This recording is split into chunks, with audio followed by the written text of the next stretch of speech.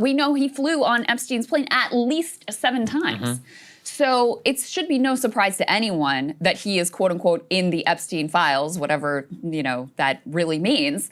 The question is, what are the specifics here, and why are you acting so incredibly bizarrely?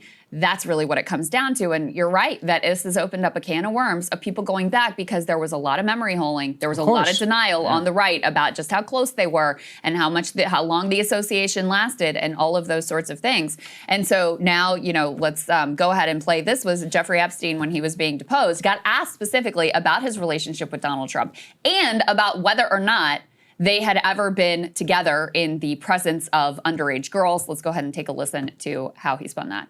Have you ever had a personal relationship with Donald Trump? What do you mean by personal relationships? Have you socialized with him? Yes, sir. Yes? Yes, sir. Have you ever socialized with Donald Trump in the presence of females under the age of 18? Though I'd like to answer that question, at least today, I'm going to have to assert my 5th, 6th, and 14th Amendment rights, sir.